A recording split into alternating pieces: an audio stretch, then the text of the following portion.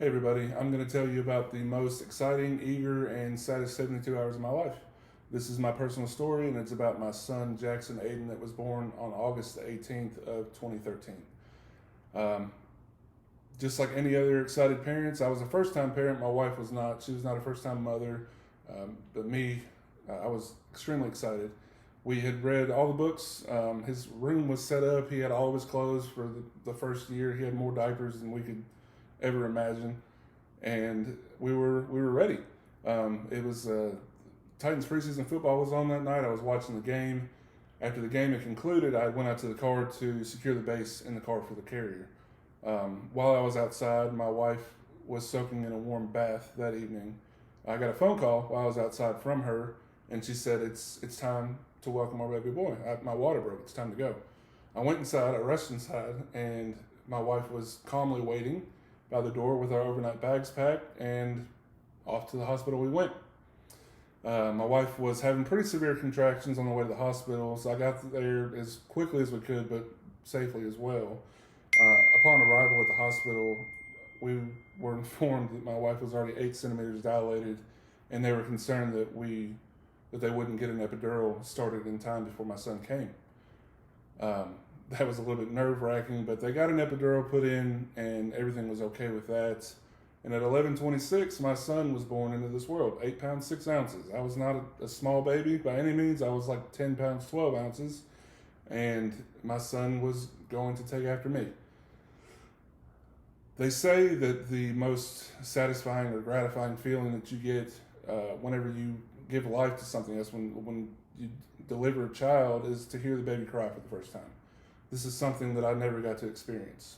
My son was born into this world, and he was immediately rushed out of our room to the NICU unit at Summit Medical Hospital. I looked at my wife confused. First time father. This is my first time doing this. This is not what I envisioned. I thought maybe I would get to hold him before they took him out of the room for whatever they needed to do. And I looked at her confused, like what is going on? And she said, "I don't know. We need to find out." So, me being a concerned father, I left the room in demand of answers, and I wanted to know. And I was told by the nurses that everything was okay, that I would be seen by a doctor shortly. So I went back to my room. Doctor came in. It was actually a pulmonary specialist that came to the room, and he was wanting to know family medical history. I was kind of confused by this. He left the room. Our delivering doctor came in and informed us that my son was put on a ventilator in the NICU, where he would remain for the foreseeable future. The next morning, my son was transported to Centennial Medical Center via ambulance. We followed the ambulance by car. When we got to the hospital downtown, we were informed by them that they actually weren't able to give him proper treatment there as well. So ultimately, they transported him over to Vanderbilt Medical Center. He spent 2 days at Vanderbilt Medical Center, and on August the 21st, I was informed that my son was not going to live.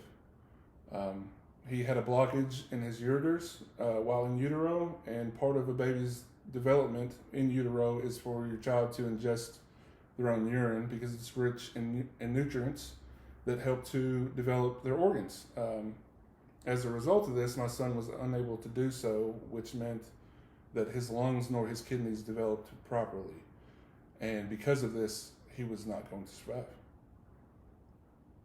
So on August the 21st of 2013, my son was taken off of his ventilator, and I held my son for the first time, which was also the last time.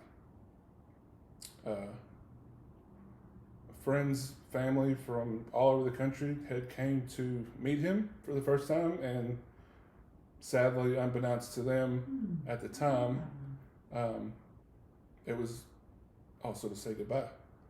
My son laid in my arms and gasped for air for 15 minutes, and he passed away in my arms. It was the worst day of my life. The gift or lesson, I guess you could say, was that I was blessed with a beautiful, healthy baby girl Kenzie Faith on May the 13th of 2015. And she has been